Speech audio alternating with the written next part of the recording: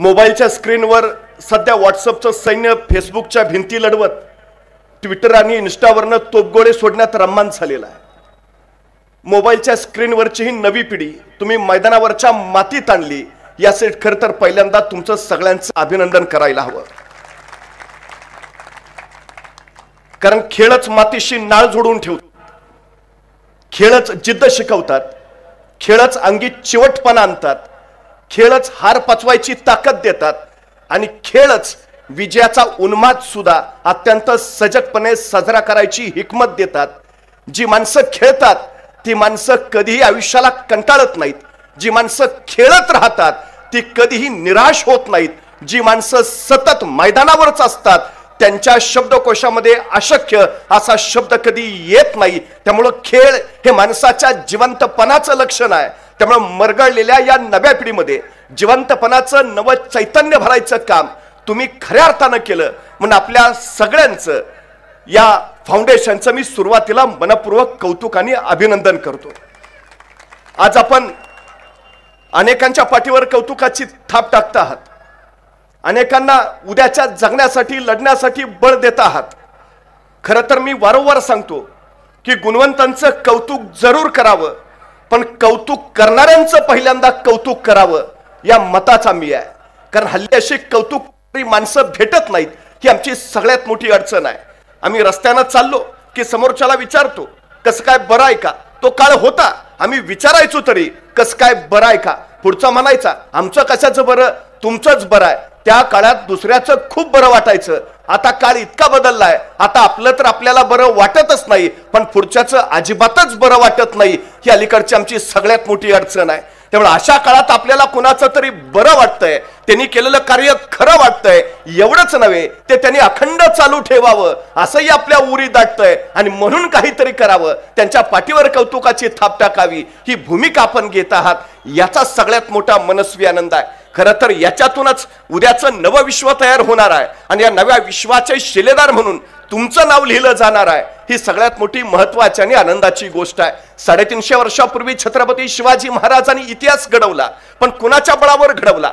अमेरिकेचं सैन्य आणलं होतं, कारण युरोपियन राष्ट्रांची मदत घेतली होती। हे साम्राज्य कुणाच्या बळावर उभा राहिलं?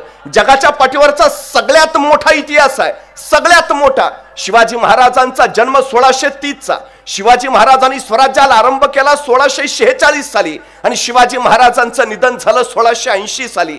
म्हणजे महाराजांचं आयुष्य 50 वर्षाचं आणि स्वराज्याचं आयुष्य फक्त 35 वर्षाचं।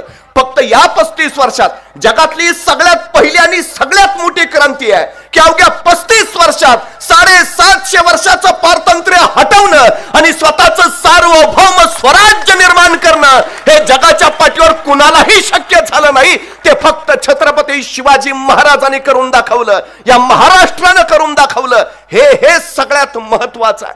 कोण होतं सोबतीला, कोण होतं मदतीला? अहो तुमचे माझे पूर्वजच शिवाजी महाराजांच्या खांद्याला खांदा लावून लढत होते, ही सगळ्यात मोठी वस्तुस्थिती आहे। 18 पगड जातीची 12 बोलते दराची चड्डी लंगोटीतली सखी सोबती सवंगडी मंडळी सोबत घेऊनच शिवाजी महाराजांनी स्वराज्य हे ध्येय प्राप्त करण्यासाठी अविरत संघर्ष केला। खरं तर हा सत्ता मिळवण्याचा संघर्ष नव्हता, हा जीवन मूल्याची प्रतिष्ठापना करण्यासाठी उभारलेला संग्राम होता। ही गोष्ट आपण पहिल्यांदा लक्षात घेतली पाहिजे। खरं तर मासाहेब जिजाऊंच्या सोबत ज्यावेळी शुभाराजे पुण्यात आले, उद्ध्वस्तोस झालेलं पुणे, भकास कंगाल झालेलं पुणे, रायारावानं गडवाचा नांगर फिरवलेला पुणे, इथली माणसं गावात नव्हती, इथं कोणी वस्ती केली तर त्याचा निर्वांश होईल यासाठी एक पहार रोवलेली, पहारेवर एक तुटकी वान फुटकी कवडी अडकवलेली आणि सांगितलेलं इथल्या रयतेला इथं वस्ती करणं अशुभ, वस्ती झाली केली तर निर्वांश होईल आणि माणसं त्या भीतीनं परगंदा झाली। सह्याद्रीच्या निबिड दऱ्याखोऱ्यात किर्र कडेकपाऱ्यात जो मुठीत घेऊन कशी बशी जगायला लागली, जगण्यासाठी मरायचं आणि मरण्यासाठी जगायचं एवढाच त्यांच्या आयुष्याचा अट्टास झाला। अशा पुण्यात आल्यात मासाहेब, राज्य करायचं आहे, जहागिरी चालवायची आहे, पण राज्य करावं कुणावर, जहागिरी चालवावी कुणावर? होतं कोण इथं? दगडाधोंड्यांवर। अरे माणसं होती कुठं? माणसं दूर दऱ्याखोऱ्यात परगंदा। मासाहेबांनी त्या परगंदा लोकांना घातली साथ, या परत या, गावात या। रयतेने विचारलं कुणाच्या भरोशावर? आणि कडाडल्या जिजाऊ तुमच्या शुभराजांच्या भरोशावर। या राजे समर्थ आहेत।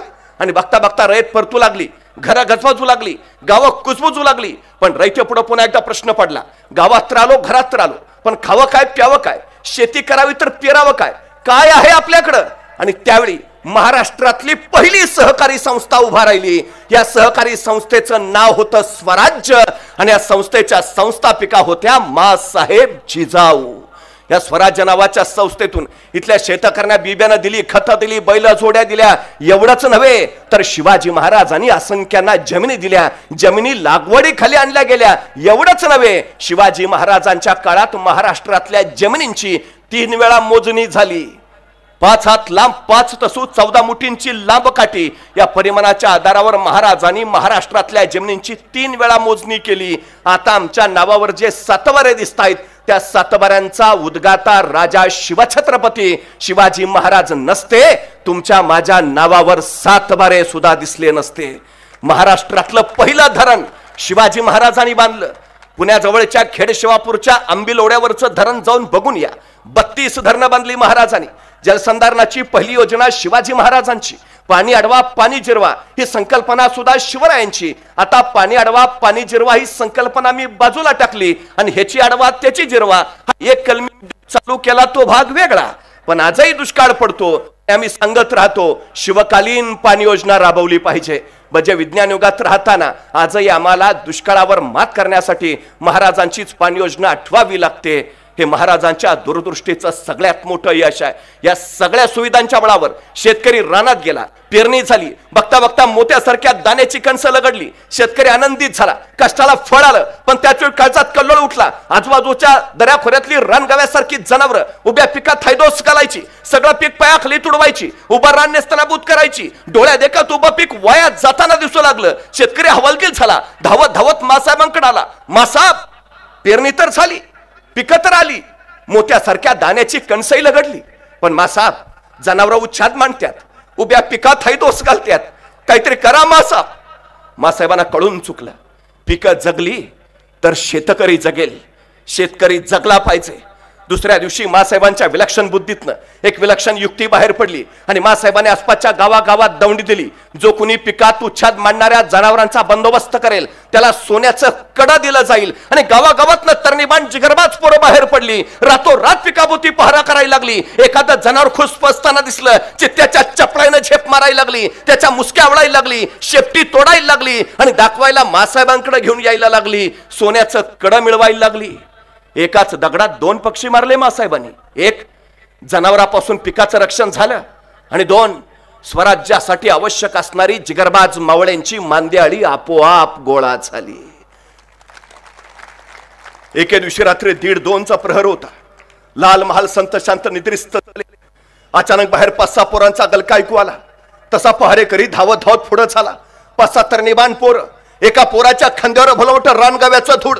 पहारेकरने विचारलं, काय र तसं तरणबा मासाहेबांनी भेटायचं आहे का र? मासाहेबांनी दौंडील ती नव, जो कोणी जनावरांची शिकार करल त्याला ही काय जनावर घेऊनच आलोय नव. तसा पहारेकरी म्हणला, पर सकाळी की मासाहेब झोपल्यात आता. नाही नाही, मासाहेबांनी भेटल्या बेगार जाणार नाही. अरे येडा का खोडाल्या का? आजचं सकाळी की मासाहेब झोपल्यात आता. नाही नाही, मासाहेबांनी भेटल्या बेगार जाणार नाही. पोरं ऐकायला तयार नाही. तोपर्यंत बाहेरचा तो गोंधळ ऐकून मासाहेब स्वतः जातीनं येत्या झाल्या. काय गडबड रे?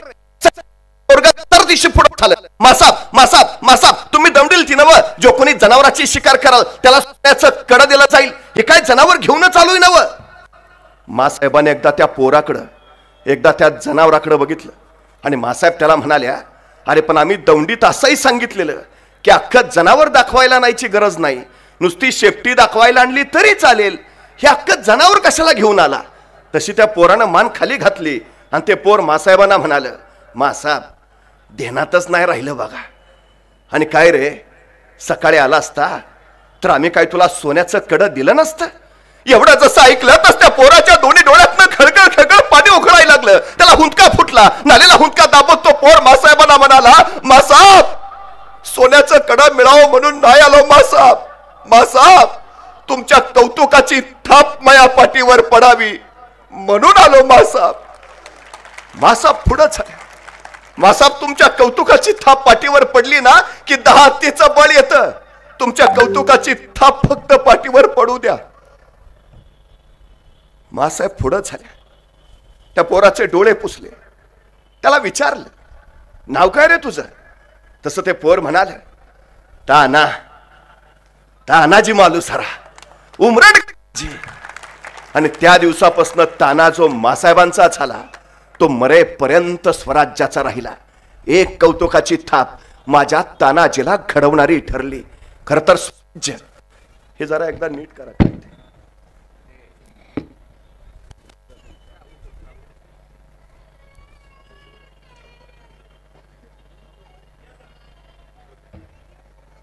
स्वराज्य हे तलवारीच्या पात्यावर नाही, कौतुकाच्या थाप्यावर उभा राहिलंय. ही सगळ्यात आणि सगळ्यात मोठी वस्तुस्थिती आहे, सगळ्यात मोठी. मला इथं आनंद एवढ्यासाठी झाला की छत्रपती शिवाजी महाराजांचा तो वारसा आपण जपत आहात. कदाचित इथूनच उद्याचा एखादा तानाजी, एखादा बाजी, एखादा सूर्याजी आणि येसाजी या जळगावच्या मातीतनं उभा राहील, जो उद्याचा इतिहास घडवेल.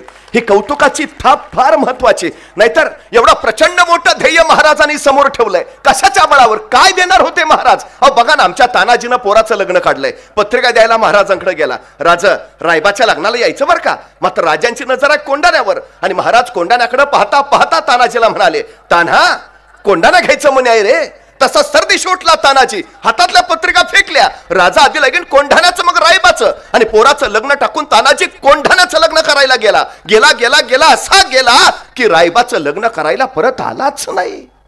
मला राहून राहून प्रश्न पडतो, काय दिलं असेल महाराजांनी? का महाराज म्हणले असतील तानाजीला, ताना तेवढा कोंढाणा घे, मग पंचायत समितीच्या तिकिटाचं तुझं बघतो. काय दिलं काय महाराजांनी? कौतुकाची थाप. हो, महाराजांनी महामंत्र दिला. महाराजांनी कधीच कुणाला सांगितलं नाही मी सांगतोय म्हणून ये, मी म्हणतोय म्हणून लढ, अजिबात नाही. महाराजांनी स्पष्ट सांगितलं, तुला जर वाटत असेल तुझ्या पोरी बाळींची अब्रू सुरक्षित राहावी तर ये. तुला जर वाटत असेल तुझ्या उद्याच्या पिढ्या सुखात नंदाव्यात तर ये. तुला जर वाटत असेल हे तुझं राज्य तुझंच राहावं तर ये. मी सांगतोय म्हणून नाही. महाराजांनी राज्य उभा केलं, पण या स्वतःच्या राज्याचं नाव त्यांनी शिवराज्य नाही ठेवलं. ठेवलं असतं तरी अभिमानच वाटला असता आम्हाला, पण नाव शिवराज्य नाही ठेवलं. नाव ठेवलं स्वराज्य. स्व म्हणजे माझं. या मातीत उगवलेल्या कुणीही या राज्याच्या नावाचा उच्चार करावा. स्वराज्य, माझं राज्य. अरे मग माझं आहे ना, मलाच लढलं पाहिजे, मलाच झगडलं पाहिजे, मलाच झुंजलं पाहिजे, मलाच मेलं पाहिजे. ही उर्मी इथल्या प्रत्येकात रुजली, भरली, फुलली आणि मग इथली माणसं मातीसाठी लढायला, मरायला, झुंजायला सिद्ध झाली. हा सगळा प्रयत्न मला तो वाटतो. माणसं एकत्र यावीत, त्यातून एकता निर्माण व्हावी, त्यातून सामूहिक शक्ती तयार व्हावी आणि त्याच्या बळावर मग उदंड ध्येय साध्य करावं. हेच तर केलं महाराजांनी. नाहीतर महाराजांच्या राज्याचा वचननामा काय होता? काय होता? या देशाचा शेवटचा इंग्रज गव्हर्नर फिलिप्स तोसल लिहितो, हा जगातला एकमेव राजा आहे ज्याला कळालं सैनिकांना पोट असतं. हा एकमेव राजा आहे. रिकाम्या पोटी माणसांच्या पाठीचे कणे कधीच ताट राहत नाहीत. पोट रिकामी असली की कणे झुकलेले आणि वाकलेलेच राहतात. ताट कण्याची माणसं तयार करायची झाली तर पहिल्यांदा यांची पोट भरली पाहिजेत. पोट भरायची असतील तर यांच्या खिशात दाम पाहिजे आणि दाम हवा असेल तर यांच्या हाताला काम पाहिजे. शिवाजी महाराजांच्या राज्याचा वचननामा होता, सर्वांस पोटास लावणे आहे बस. 18 पगड जातीची बारसारी, सुतार, लोहार, सांबार, न्हावी, जोशी, गुरव, वाणी, मुलानी, साळी, माळी, धनगर, कोळी, आगरी, भंडारी सगळी. महाराष्ट्रात 450 किल्ले आहेत. पैकी 360 स्वराज्यात आहेत. पैकी 110 किल्ले महाराजांनी आपल्या 35 वर्षाच्या कारकिर्दीत बांधलेत. 35 वर्षात घर बांधून होत नाही आम्हाला. किल्ला बघून या एक 110 किल्ले बांधले. स्वराज्य बळकट करणं हा हेतू होताच, पण त्याही पेक्षा महत्वाचा हेतू होता या मातीत उगवलेल्या प्रत्येकाच्या हाताला काम मिळालं पाहिजे. महाराजांनी या गडकिल्ल्यांच्या बांधकामातनं 110 नव्या किल्ल्यांच्या माध्यमातनं इथल्या माणसांना रोजगार निर्माण करून दिला. पोट भरली आणि भरल्या पोटी माणसाला मग स्वाभिमान, अस्मिता, मग ताटकाना हे सगळं भरल्या पोटी महाराजांनी पहिलं ते केलं. मातीसाठी मरणारी माणसं उभा करायची आहेत ना, पहिल्यांदा पोट भरायला हवीत. हे सगळ्यात महत्वाचं. मराठी माणसाला व्यापार जमत नाही कोण म्हटलं? देश आमचा आहे, देशातले समुद्र आमचे आहेत, पण समुद्रावर सत्ता आमची नव्हती. महाराजांच्या काळात समुद्रातून प्रवासाला जायचं तर पोर्तुगीजांचा परवाना घ्यावा लागायचा. आपली स्वतःची नौका असली समुद्रात टाकायची म्हटलं तर पोर्तुगीजांचं परवानगी पत्र. आमच्याच देशातल्या समुद्रावर आमचा अधिकार नव्हता. महाराजांनी विचार केला, शत्रू कोण? या देशात राज्य नव्हते असं नाही, विजयनगरचं साम्राज्य होतं, देवगिरींच्या यादवांचं राज्य होतं, पण उद्ध्वस्त झालं. आपण हे स्वराज्य उभं करू, आणि ते नाही. राज्य उभा करण्यापेक्षा राज्य राखणं महत्वाचं. महाराजांनी लक्ष याच्यावर केंद्रित केलंय. धोका ओळखला, शत्रू कुठून येतोय? इंग्रज, पोर्त, डच कुठून आले? हे मोंगल कुठून? आणि महाराजांनी त्यावेळी सांगितलं 350 वर्षापूर्वी, महाराष्ट्राला धोका जमिनीवरनं नाही, महाराष्ट्राला धोका समुद्रावरनं आहे. परवा मुंबईवर 26/11चा दहशतवादी हल्ला झाला, मग आम्हाला कळालं महाराज म्हणत होते ते खरं होतं. 350 वर्षापूर्वी. आणि म्हणूनच महाराजांनी सम्राट चंद्रगुप्तानंतर हिंदुस्थानात स्वतःचं आरमार उभा करणारा पहिला राजा ही शिवाजी महाराजांची ओळख आहे. आम्ही तर समुद्रातनं 5 मैलापेक्षा पुढे जातच नव्हतो, आम्हाला सिंधुबंदीच होती. अशा काळात महाराज आरमार उभारायचा निर्णय घेत आहेत. क्रांती आहे. आता समुद्रातच जायचं नाही तर नौका ज्ञान कुठून येणार? महाराजांनी पोर्तुगीज लुई व्हेनेगस आणि फर्नांडो व्हेनेगस या 2 पोर्तुगीजांना आरमाराची बांधणी करायला बोलावलं. आठवड्यावर थांबले असतील, रातोरात पळून गेले. कळाल त्यांना आपण आपल्याच पायावर धोंडा मारतोय. हे शिवाजी महाराजांचा आरमार उद्या पोर्तुगीजांशीच लढणार आहे, म्हणजे आपण आपल्या देशाचा पराभव करायला महाराजांचा आरमार निघून गेले. आता काय करावं महाराजांनी? तज्ञ तर नाहीत, आरमार बांधायचं कसं? थांबले नाहीत. महाराजांचं सगळ्यात मोठं वैशिष्ट्य आहे. महाराज काय यशस्वी झाले? महाराजांनी प्रत्येक ठिकाणी पर्याय निर्माण केला. प्रत्येक ठिकाणी. ते नाहीत आता कसं काय? काम नाही थांबलं, पर्याय उभा.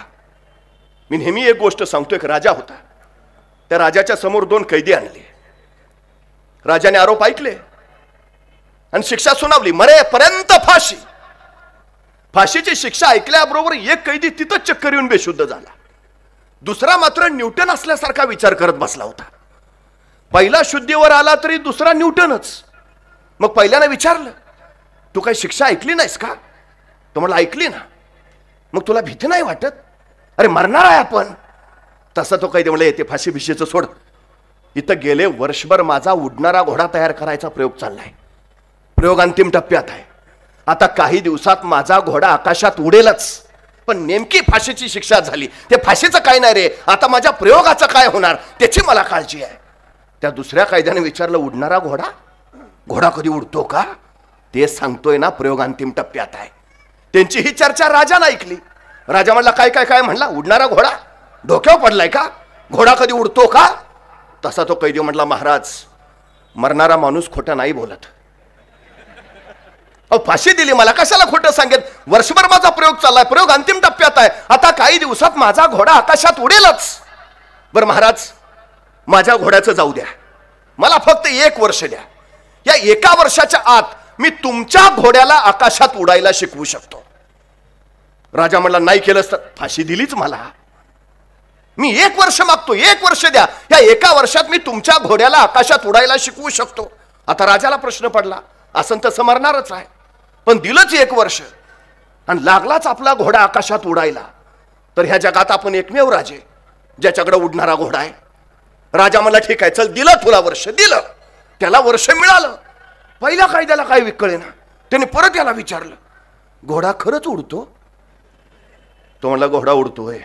अरे मग राजाला खोटं का सांगितलं? हे बघ, तू तुझं आजचं मरण फक्त उद्यावर ढकललायस. तसा तो म्हटला, मी ते नाही केलं, मी माझ्या जगण्याचे पर्याय तयार करतोय. मतलब अरे ह्या 1 वर्षात काही होईल म्हणजे?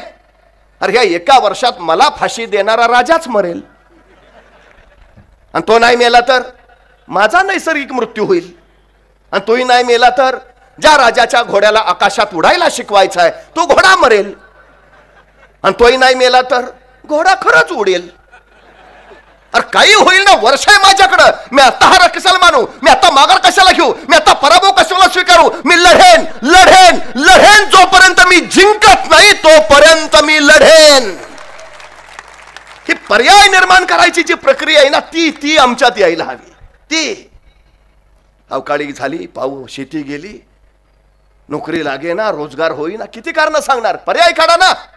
झेपावत राहा, झेपावता येत नसेल उड्या मारत जा, उड्या मारता येत नाही पळत जा, पळता येत नाही चालत जा, चालता येत नाही रांगत जा, रांगता येत नाही सरपटत जा, सरपटता येत नाही घसरत जा, पण जा. जोपर्यंत पोहोचत नाहीच तोपर्यंत जात राहा, पुढे जात राहा. पुढे यश स्वागताला उभा असतं. महाराजाने पर्याय काढला, पोर्तुगीज नाही गेले पळून, ठीक. महाराजाने कोकणातले कोळी, आगरी, भंडारी, मुस्लिम लोक गोळा केली, आरमार उभा करा. आणि या मातीतल्या माणसांनी शिवाजी महाराजांचं आरमार उभा केला. स्वराज्याच्या बनावटीची जहाज दर्या तरंगू लागली. तुम्हाला माहिती आहे, रत्नागिरी जिल्ह्यातल्या विजयदुर्गला शिवाजी महाराजांनी पहिला जहाज बांधायचा कारखाना काढला. मुंबई जवळच्या कल्याणला आरमाराची गोदी काढली. तोफा ओतायचे कारखाने महाराष्ट्रात सुरू झाले. स्वराज्यासाठी लागणारा दारुगोळा स्वराज्यातच निर्माण होऊ लागला.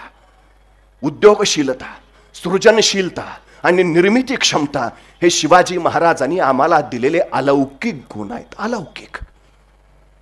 स्वराज्याच्या बनावटीची जहाज ज्यावेळी दर्यात जायची, त्या जहाजात एखादी अवजड तोफ ठेवली जायची, पण त्या तोफेच्या ओझ्यानं जहाज डचमळायचं. सबब नेम चुकायचा, तोफेचा गोळा पुढे सुटला, दाब मागं पडला की जहाज पाण्यात बुडायचं. एके दिवशी महाराजांनी हे बघितलं, काहीतरी केलं पाहिजे, आणि विचार करून महाराज कल्याणच्या कारखान्यात पोहोचले. सगळ्या कामगारांना गोळा केला, मी सांगतोय तसं जहाज तयार करा. आणि महाराजांनी सांगितलं असं असं असं, आणि तसं तसं जहाज तयार झालं. तत्कालीन काळात पाण्यावर अत्यंत जलद गतीने पळणार, किती ओझं ठेवले तरी नडच मिळणार, तोफेचा गोळा पुढे सुटला, दाब मागं पडला तरी पाण्यात न बुडणार, असं विलक्षण जहाज महाराजांनी निर्माण केलं. त्यावेळी जहाज फक्त इंग्रज तयार करायचे आणि इंग्रजांकडनंच जहाज विकत घ्यावी लागायची. शिवाजी महाराजांनी पहिला इंग्रजांचा धोका ओळखला. महाराज लिहितात, हे इंग्रज साधे साहुकार नव्हे, ते यांना भूमी स्थळाची माया फार, घेतले स्थळ सोडतील ना, हे आत्ताच उखडले पाहिजेत. आणि महाराजांनी उखडले. खांदेरीला तुंबळ लढाई झाली. इंग्रजांची 2 जहाज, व्हिक्टर आणि रिव्हेंज, मराठ्यांनी जिंकली. कॅप्टन हेनरी थॉर्पची गर्दन उडवली. सागरी महायोद्धे पराभूत केले. इंग्रजांचा सपशेल पराभव, ज्या इंग्रजांनी पोर्तुगीजांच्या आरमाराचा पराभव केला, त्या इंग्रज आरमाराचा पराभव महाराजांच्या आरमारानं केला. सुरतेच्या इंग्रजांनी एक पत्र लिहिलंय, का पराभव झाला.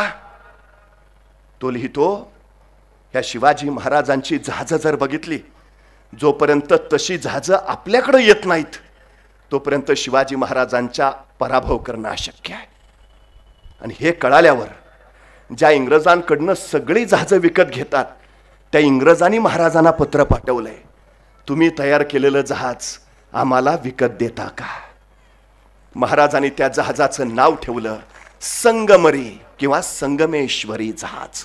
ही महाराजांची निर्मिती आहे, महाराजांची. नेव्हीचे जनक फक्त नाहीत महाराज.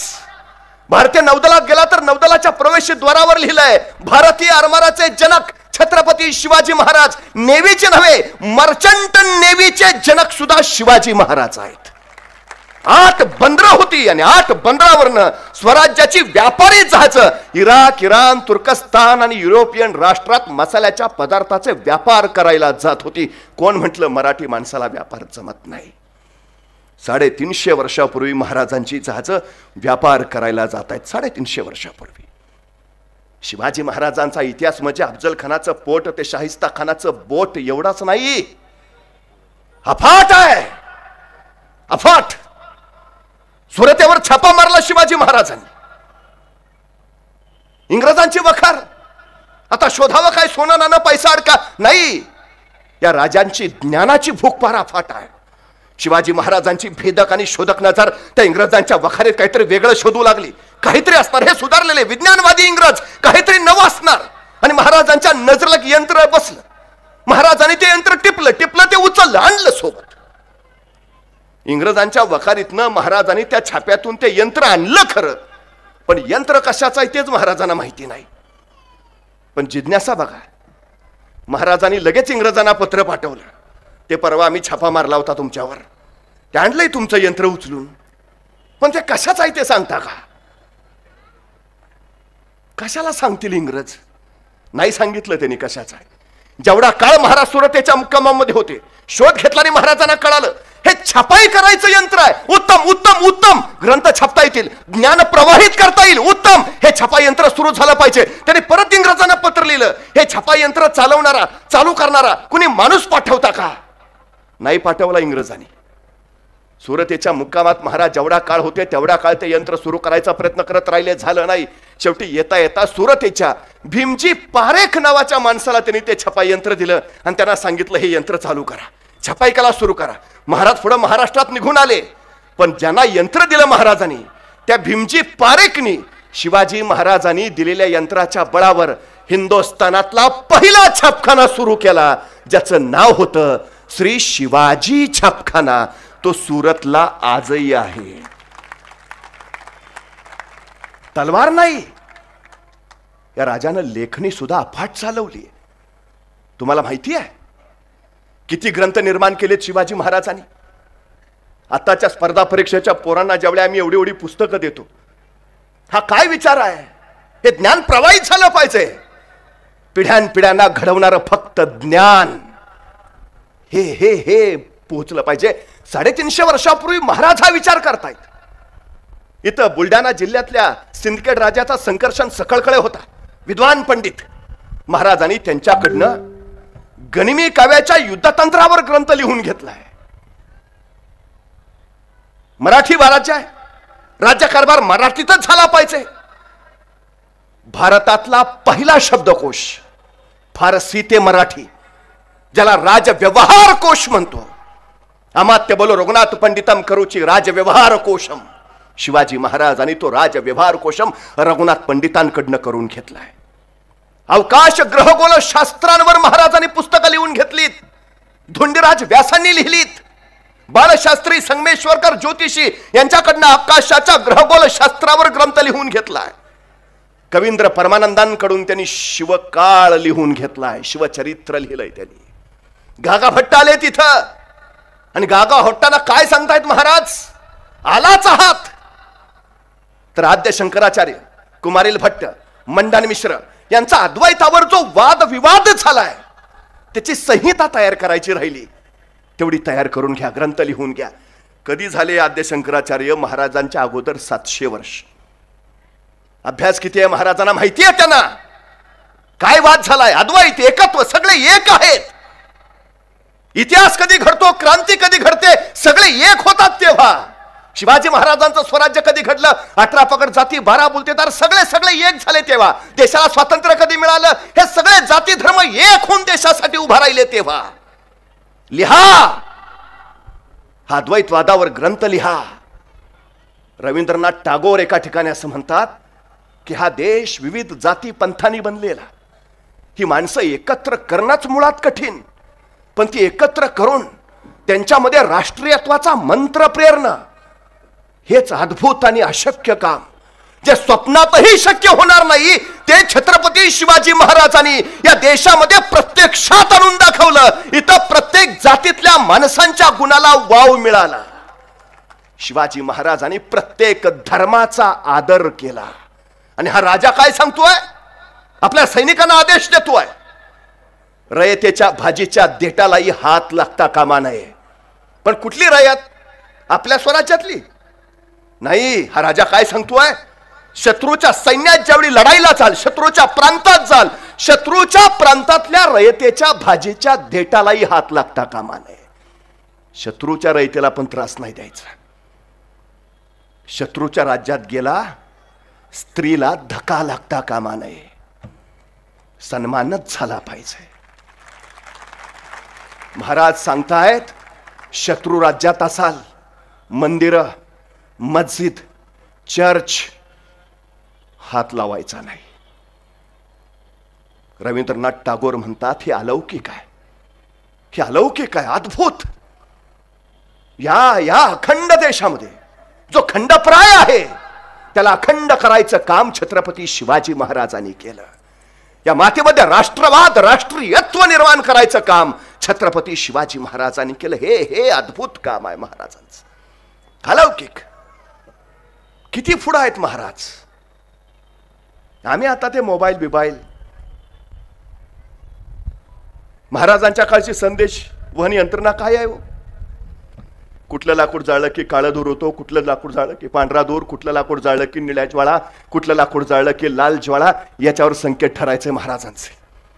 आमचा तानाजी कोंडाणा घ्यायला गेला, कोंडाणा जिंकला आणि मग मावळ्यांनी कोंडाण्यावर पांढरा धूर केला. पांढरा धूर म्हणजे विजयाची खून. कोंडाण्यावरचा हा पांढरा धूर राजाने राजगडावर न बघितला आणि राजे कडाडले, गड फटे. म्हणजे पांढरा धूर हा विजयाची खून आहे. एखादी अशुभ बातमी असेल, रायगडावर काळा धूर केला जायचा, रायगडाचा काळा धूर राजगडावर दिसायचा, मग राजगडावर काळा धूर, राजगडाचा काळा धूर तोरण्यावर दिसायचा, मग तोरण्यावर काळा धूर, तोरण्याचा काळा धूर प्रतापगडावर दिसायचा, मग प्रतापगडावर काळा धूर, प्रतापगडाचा काळा धूर पाटणच्या दातेगडावर दिसायचा, मग दातेगडावर काळा धूर, दातेगडाचा काळा धूर कोल्हापूरच्या रांगण्यावर दिसायचा, मग रांगण्यावर काळा धूर, रांगण्याचा काळा धूर सामानगडावर दिसायचा, मग सामानगडावर काळा धूर, सामानगडाचा काळा धूर पद्मदुर्गावर दिसायचा, मग पद्मदुर्गावर काळा धूर, पद्मदुर्गाचा काळा धूर जंजिरावर दिसायचा, मग जंजिरावर काळा धूर सिंधुदुर्ग.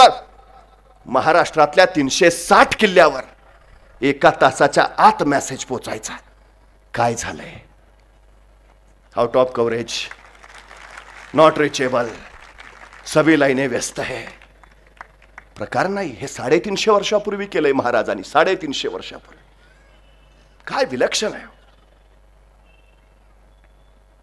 काय शिवाजी महाराजांची ताकद काय आहे. कशाच्या बळावर. 50 वर्षाचं आयुष्य आहे, पण या 50 वर्षात एकही घटना अशी नाही, एकही प्रसंग असा नाही की ज्याचं महाराजांनी नियोजन केलं नाही. ते जाऊ द्या, आईच्या गर्भात असतानाच ज्याच्या आयुष्याचं नियोजन ठरलंय, असा जर कोणी महापुरुष या सृष्टीत जन्माला आला असेल तर छत्रपती शिवाजी महाराजांशिवाय दुसरं नाव नाही. जन्माला यायच्या आधीच नियोजन. काय करायचंय जन्माला येऊन, काय यायचंय जन्माला. 50 वर्ष एकही घटना नाही की ज्याचं महाराजांनी नियोजन केलं नाही. महाराजांच्या आयुष्यात एक आणि एकमेव घटना ज्याचं महाराजांनी नियोजन केलं नव्हतं ती म्हणजे महाराजांचा मृत्यू. फक्त त्याचंच नियोजन नाही, बाकी एकही प्रसंग नाही की ज्याचं महाराजांनी नियोजन केलं नाही. अमेरिकेच्या बोस्टन युनिव्हर्सिटीमध्ये मॅनेजमेंटच्या विद्यार्थ्यांना शिवाजीराजे दी मॅनेजमेंट गुरु म्हणून महाराजांचं व्यवस्थापन शिकवलं जातं. जगातली 123 राष्ट्र शिवाजी महाराजांच्या व्यवस्थापनाचा, लष्करी व्यवस्थापनाचा अभ्यास करतायत. साधी गोष्ट सांगतो. 10 नोव्हेंबर 1659 महाराजांनी प्रतापगडावर अफजल खानाचा कोथळा बाहेर काढला. अफजल खानाचा कोथळा बाहेर काढायला महाराजांना फक्त 2 मिनिटं लागली, फक्त 2 मिनिटं. पण या 2 मिनिटाच्या यशस्वीतेसाठी महाराजांनी तब्बल 1 वर्ष नियोजन केलं होतं. तब्बल 1 वर्ष. दुपारी 2:30 वाजता महाराजांनी खानाचा कोथळा काढला. 10 नोव्हेंबर स्वराज्यावरचं सगळ्यात मोठं संकट महाराजांनी परतवलं. मला प्रश्न असा पडला की 10 नोव्हेंबरला हे थरार नाट्य घडलंय. 10 नोव्हेंबर 11 नोव्हेंबरला महाराज कुठं असतील. 10 नोव्हेंबरला खान मारला, जीवावरचा प्रसंग आहे. 11 नोव्हेंबरला महाराज कुठं. शेजारी महाबळेश्वरला. हा, मग काल एवढं टेन्शन होतं. 4 दिवस नको का थंड हवेच्या ठिकाणी जायला. कुठं आहेत महाराज. 2:30 वाजता खानाचा कोथळा बाहेर काढला. 3 वाजता मराठी सैन्य रानावनातलं तुटून पडलं. खानाच्या सैन्यावर लंगड्यातोड चालू झाली. खानाचं सैन्य पाठीला पाहिलं आणि पळत सुटलं. महाराजांना माहिती आहे, हो मारणारच, खान मारणारच. आत्मविश्वास काय आहे. महाराज असं नाही म्हटले, बघतो प्रयत्न करून, बघू जमताय का, नाहीतर काय असेल. विषय नाही, अजिबात नाही. हे जे आहे ना, भयानक आत्मविश्वास आहे, विलक्षण. मला महाराजांचं सगळ्यात मोठं वैशिष्ट्य काय वाटतं माहिती आहे. प्रत्येक प्रसंग मृत्यूचा आहे. अफजल खान मृत्यू, शाहिस्ता खान मृत्यू, आग्रा भेट मृत्यू. पण एवढे भयानक प्रसंग येऊन सुद्धा महाराज कुठंच विचलित झालेले दिसत नाहीत. गोंधळलेले दिसत नाहीत, भांबावलेले दिसत नाहीत, निराश झालेले दिसत नाहीत, माघार घेताना भेटत नाहीत. एवढा मोठा महायोद्धा धनुर्धारी अर्जुन भगवान श्रीकृष्ण कुरुक्षेत्रावर घेऊन आले. समोर कौरवांचं सैन्य बघितलं, दुर्योधन, दुःशासन, कृपाचार्य, द्रोणाचार्य. भाव विवश झाला अर्जुन, शक्तिपात झाल्यासारखं रथात उतरला. मी मी मी नाही लढू शकत. गोंधळून गेला, विचलित झाला अर्जुन. महायोद्धा असणारा अर्जुन ही विचलित झालाय. पण 35 वर्षाच्या आपल्या कारकिर्दीत प्रत्येक क्षण मृत्यूच असून शिवाजी महाराज मात्र कुठेही विचलित झालेले दिसत नाहीत, गोंधळलेले दिसत नाहीत, माघार घेताना अजिबात नाही. काय वैशिष्ट्य आहे? महाराजांनी स्वतःच्या भावनांचं नियोजन इतकं विलक्षण केलंय. भावनांवर नियंत्रण इतकं विलक्षण आहे महाराजांचं की बस, अजिबात नाही. हे महत्वाचं आहे. ठाम स्थिर वृत्ती, कसाही प्रसंग येऊ द्या. अफजल खानाच्या त्या भेटीत खानानं डाव्या बगलेत दाबून धरलं महाराजांना. जर त्या भांबावलेपणात महाराजांना भागणं काढायचं सुचलंच नसतं तर संपलं असतं ना. पण डाव्या बगलेत दाबून सुद्धा महाराजांची वृत्ती स्थिर आहे, शांत, अत्यंत विलक्षण भावनांवर नियंत्रण आहे. विलक्षण हा अद्भुत गुण आहे महाराजांचा. आम्ही आमच्या पोरांना अभ्यासाचं नियोजन करायला शिकवतो, आम्ही आमच्या पिढीला आर्थिक नियोजन कसं करावं याचे धडे देतो, पण आमच्या कुठल्याही अभ्यासक्रमात भावनांचं नियोजन कसं करावं याचे पाठ मात्र शिकवले जात नाहीत. ज्या दिवशी आम्ही ते शिकवू त्या दिवशीपासून या देशात एकही आत्महत्या होणार नाही, अजिबात नाही. गुन्हेगार काय सांगतो, का मारलंस त्याला? रागाच्या भरात झालं. नाही ना भावनेवर नियंत्रण. आत्महत्या भावनेच्या भरात. बाकी कुठलंही नियोजन करण्यापेक्षा भावनांचं नियोजन करायला शिकवा. हे सगळ्यात महत्वाचं आहे. महाराजांनी ते ते ते केलंय. आत्मविश्वास आहे विलक्षण. हो, मारणारच. मोहम्मद अली माहितीये तुम्हाला, मुष्टियोद्धा होता. कुस्तीला उभा राहायचा आणि पहिलं वाक्य, मी सर्वोत्कृष्ट आहे. बस, एका कुस्तीला उभा राहिला आणि पहिलं वाक्य, मी सर्वश्रेष्ठ आहे. पत्रकार म्हणले, काय बाता मारतोय? पण प्रत्यक्षात कुस्ती सुरू झाली आणि मोहम्मद अलीनं त्या प्रसिद्ध मुष्टियोद्ध्याला पराभूत केलं. त्यावेळी सगळ्यांना वाटलं, हा म्हणतोय ते खरं आहे, हा खरंच सर्वोत्कृष्ट आहे. त्याला पत्रकाराने विचारलं, तुझ्या यशाचं कारण? मी सर्वोत्कृष्ट आहे, बस हेच. तो मोहम्मद अली कधीच असं म्हटला नाही, मी सर्वोत्कृष्ट होईन, मी सर्वोत्कृष्ट होण्याचा प्रयत्न करीन, मी पुढच्या वर्षी सर्वोत्कृष्ट होईन. अजिबात नाही. मी सर्वोत्कृष्ट आहे, आहे बस. ज्यावेळी सगळ्यांसमोर मी हे बोलतो त्यावेळी मी माझ्यावर जबाबदारी लादून घेतो की आता एवढं सांगितलं ना मी सर्वोत्कृष्ट आहे, मला सिद्ध करावं लागेल. आणि माझी तोच उर्मी, तेच आत्मविश्वास मला जिंकण्याचं बळ देतो. महाराजांनी कधीच अजिबात नाही, अजिबात होईल का नाही, जमेल का नाही, अजिबात नाही. मारला, मारणारच, मारला. खानाचा सैन्य पळून गेला, पण अस्त्र शस्त्र, हत्ती, घोडे, उंट सगळं तिथंच. मराठी सैन्याने टिपलं, पळत जाऊन ताब्यात घेतलं. महाराजांना माहिती आहे 4000 घोडे घेऊन आलाय खान. 2000 घोडे पळून जाण्यात यशस्वी होतील, पण या प्रसंगात 2000 घोडे आपल्याला मिळणारच आहेत, मिळणारच. आणि मिळाली, मिळाली. बरं, आता नुसती घोडी मिळून उपयोग नाही. ते घोडी चालवणारे प्रशिक्षित घोडेस्वार सुद्धा हवेत, तर त्या घोड्यांचा उपयोग. एखाद्याला विचारावं, गाडी आहे ना घरी? घरी नाही, मला चालवता येत नाही ना. उपयोग काय तुझ्या गाडीचा? 2000 घोडी मिळाली, पण घोडी चालवणारे प्रशिक्षित घोडेस्वार असतील तर त्याचा उपयोग. 10 नोव्हेंबर 1659 या दिवसाच्या बरोबर 6 महिने आधी महाराजांनी आपल्या 2000 लोकांना घोडेस्वारीचं शिक्षण देऊन प्रशिक्षित करून ठेवलंय. आणि त्यांना सांगितलंय 6 महिन्यानंतर 10 नोव्हेंबरला सायंकाळी 4 वाजता तुम्हाला घोडे मिळणार आहेत, बुकिंग झालेलं आहे. याला म्हणायचं आत्मविश्वास. तो तो तो आहे महाराजांकडे. तो 2:30 वाजता खान मारलाय आणि त्याच रात्री बरोबर 9 वाजता खानाचाच मिळालेले अस्त्र शस्त्र, हत्ती, घोडे घेऊन महाराजांचं सैन्य सज्ज झालं. त्याच दिवशी आराम माहिती नाही महाराजांना, थकवा अजिबात नाही, क्षणभर विश्रांती चरित्रात कुठंच दिसत नाही. का जिंकत राहिले महाराज? 35 वर्षात का 750 वर्षाचं पारतंत्र्य हटवलं? आराम नावाची गोष्टच नाही. स्वराज्य हाच ध्यास आणि स्वराज्य हाच श्वास अखंड. कुणीतरी एका तत्ववेत्याला विचारलं, हे जग कधी संपेल? तो तत्ववेत्ता म्हणाला, ज्यावेळी एखादी मुंगी एकाच जागी बराच वेळ आराम करत असताना तुम्हाला दिसली तर समजून जा जगाचा अंत जवळ आलाय. पण मुंगी कधीच थांबलेली दिसत नाही, मुंगी कधीच आराम करताना भेटत नाही. एवढासा जीव आहे पण अखंड काम करत राहतो. पावसाळ्याच्या 4 महिन्याच्या बेगमीसाठी 8 महिने अव्याहत सातत्याने ती इवलीशी मुंगी काम करते. इवलिश. काय काय माणसं म्हणतात, कामानं इतकं काम मरायचंय का?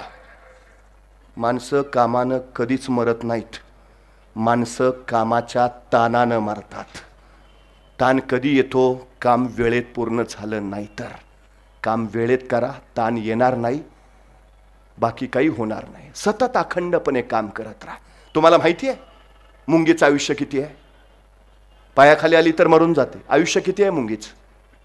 मुंगीची एक प्रजाती 30 वर्ष जगते. 30 वर्ष. आणि मुंगी आंधळी आहे, तिला डोळे नाही आहेत. ते आपल्याला दिसतात ते डोळे नाही, ती आंधळीच आहे, ती प्रजातीच आंधळी आहे. तरी मुंगी सरळ एका राशेत दिसते तुम्हाला. कधीच मुंगीनं शिस्त मोडली अजिबात दिसणार नाही. राणी मुंगी असते पुढं, ती फेरोसिन नावाचं रसायन सोडते, त्या वासावर सगळ्या मुंग्या पाठोमाग एका रांगेनं जातात. एवढीशी मुंगी एवढं प्रचंड कार्य करते. आम्ही किती धडधाकट आहोत, आम्हाला काय अडचण आहे? 2:30 वाजता खान मारला आणि 9 वाजता महाराजांनी घोड्यावर मान टाकली. हर हर महादेवचा जागर झाला आणि मराठी सैन्य सुसाट सुटला. बघता बघता वाई प्रांत जिंकला. महाराज सातारा प्रांतात घुसले. सातारा प्रांत काबीज केला. महाराज वारणा नदीच्या खोऱ्यात गेले. वारणा नदीचं खोरं जिंकलं. महाराज कोल्हापूर प्रांतात शिरले. कोल्हापूर प्रांत काबीज केला आणि 1 डिसेंबर 1659 महाराजांनी पन्हाळ्यावर भगवा फडकवला. म्हणजे उन्हापुऱ्या 20 दिवसात 200 किलोमीटर आणि 18 किल्ले एवढा प्रांत महाराजांनी काबीज केला. 20 दिवसात. विजयाचा एक उन्माद पुढच्या कैक लढतीसाठी प्रेरणा देणारा ठरतो. कौतुकाची खताप का टाकायची? हा विजय पुढच्या लढाईसाठी प्रेरणा देतो.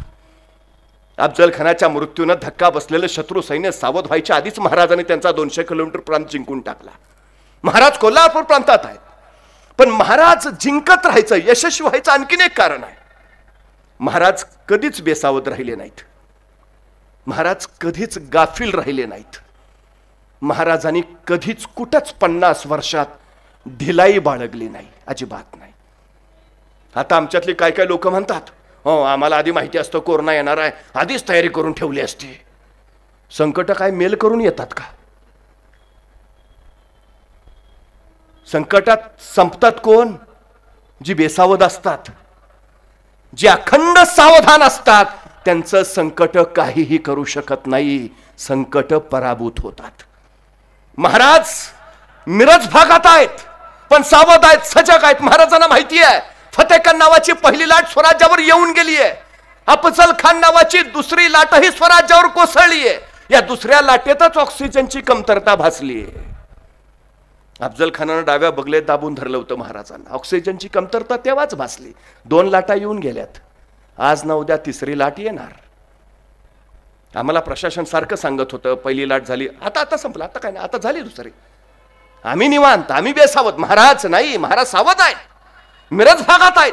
आणि महाराजांना वार्ता मिळाली सिद्धी जव्हर 65,000 फौजनीशी येतोय. आणि महाराजांना कळालं ओमायक्रॉन आला, 3री लाट आली. काय करावं महाराजांनी? सुरक्षित ठिकाण गाठावं. आपल्या 50 वर्षाच्या आयुष्यात महाराजांनी स्वतःच्या सुरक्षेपेक्षा रयतेची सुरक्षा महत्वाची मानली.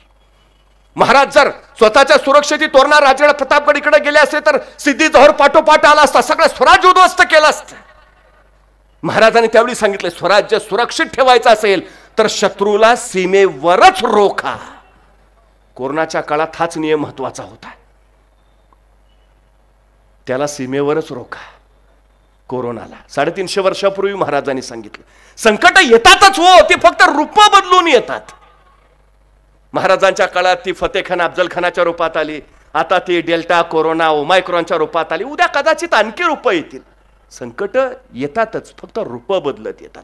350 वर्षापूर्वी सांगितलं महाराजांनी, सुरक्षित राहायचं असेल तर त्याला सीमेवरच रोखा, आणि त्याला सिद्धीला सीमेवर रोखायचं म्हणून महाराजांनी मिरज सोडलं आणि थोट पन्हाळगड गाठला, पन्हाळा स्वराज्याच्या सीमेवर. आणि महाराज पन्हाळ्यावरच हे कळालं आणि सिद्धी जव्हर 65,000 फौजनीशी थेट पन्हाळ्यावर चाल करून आला. पन्हाळ्याला अजगरासारखा विळखा पडला, वाराही आत शिरणार नाही आणि मुंगीलाही बाहेर पडता येणार नाही. राजे पन्हाळ्यावर अडकले. आपल्याला काय वाटतं, आपल्याच वाट्याला लॉकडाऊन आला, आपणच लॉकडाऊन बघितला. 350 वर्षापूर्वी महाराज सुद्धा लॉकडाऊन मध्येच होते. पन्हाळ्यावर 6 महिने लॉकडाऊन होता, अडकूनच होते महाराज. बऱ्याच वेळेला परिस्थिती अशी येते की आपल्या हातात काही नसतंच, अशा वेळी हाताताईपणा करून चालत नाही. 65,000 सिद्धीच्या वेळात अडकल्या महाराजांनी हाताताईपणा नाही केला. काय व्हायचं ते होऊ दे, एकदाच भेटतो त्या सिद्धीला, तो तर राहील नाही तर मी तर राहीन, नाही केलं हे धाडस. यशस्वी माणसाकडे सर्वोत्तम गुण असतो संयम. ज्याच्याकडे हा अलौकिक गुण, त्याचा पराभव कधीच कुणी करू शकत नाही, कधीच कुणी. हा गुण आहे महाराजांकडे. महाराजांना माहिती आहे आपण जाऊ सुद्धा आतताईपणा करू, पण या ह्याच्यामध्ये आपलं काय बरं वाईट झालं तर स्वराज्य धोक्यात येईल. स्वराज्याची जबाबदारी आपल्या शिरावर आहे, बाहेर पडून उपयोग नाही. कोरोनाच्या काळात प्रशासन आम्हालाही सांगत होतं बाहेर पडू नका, बाहेर पडू नका, तरी पट्टे बाहेरच. बाहेर काय नाही, बाकी कोण कोण बाहेर आले ते बघायला आलतो. अरे तुमच्यावर सुद्धा कुटुंबाची जबाबदारी आहे, तुम्ही बाधित व्हाल, घरी जाल, कुटुंब बाधित कराल म्हणून सांगत होते बाहेर पडू नका. महाराजांनी त्यासाठी स्वतःला आवरलं. पण या 6 महिन्याच्या लॉकडाऊन मध्ये महाराजांनी संकटाचा अभ्यास केला, या संकटावर कशी मात करता येईल याचा विचार करून घेतला, योजना बनवली आणि तशीच अंमलबजावणी केली. आणि एके दिवशी महाराज बाजी बांदल देशमुख आणि बाजीप्रभू देशपांडे यांना सोबत घेऊन पन्हाळगडावरून विशाळगडाच्या रोकांना किर्र काळोख्या रात्री निघाले. महाराजांचं रूप घेऊन सिद्धी जव्हर सिद्धीच्या भेटीला गेला. शिवाकाशीत ओळखला गेला आणि मारलाही गेला. मला राऊंड राऊंड प्रश्न पडतो, 6 महिन्याची ओळख आहे फक्त शिवाकाशीत आणि शिवाजी महाराज. 1 डिसेंबर 1659 महाराजांनी पन्हाळा घेतला. मग त्या पन्हाळ्याच्या पायथ्याच्या आसपासच्या गावातली काही तरनिभान पोरं महाराजांकडे आली आणि ती स्वराज्यात सामील झाली. नंतर अवघ्या काही दिवसात सिद्धी जव्हरचा वेढा पडला. म्हणजे शिवाकाशीत आणि शिवाजी महाराज ओळख फक्त 6 महिन्याची आहे.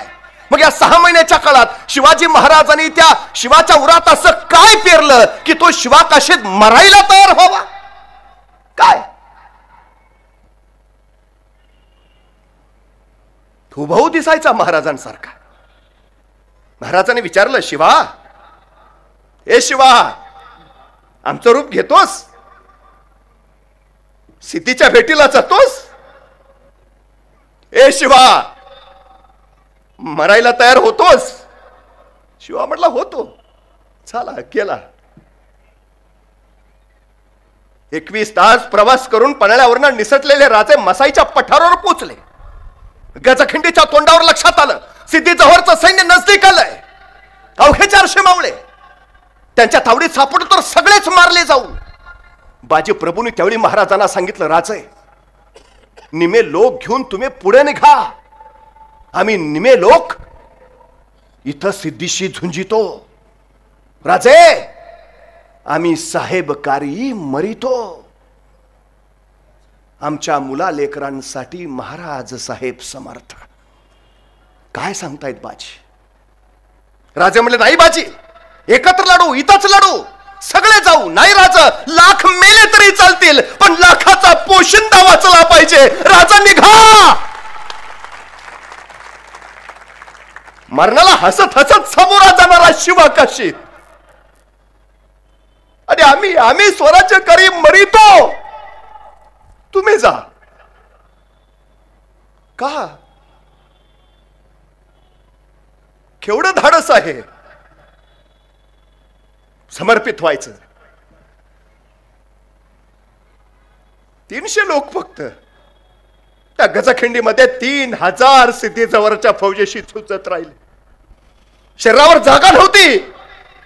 बाजी बांधल देशमुख आणि बाजीप्रभू देशपांडेंच्या किंचित वार झाला नाही, पण कडाडत राहिले बाजी. जाऊन सांगा त्या यमाला, जोपर्यंत राजे विशाळगडावर पोहोचल्याचे तोफांचे आवाज कानावर पडत नाहीत तोपर्यंत हा बाजी प्राण सोडणार नाही. राजे विशाळगडावर पोहोचल्याचे आवाज कानावर पडले आणि मग बाजीने अखेरचा श्वास घेतला. आम्ही स्वराज्यकारी मरितो.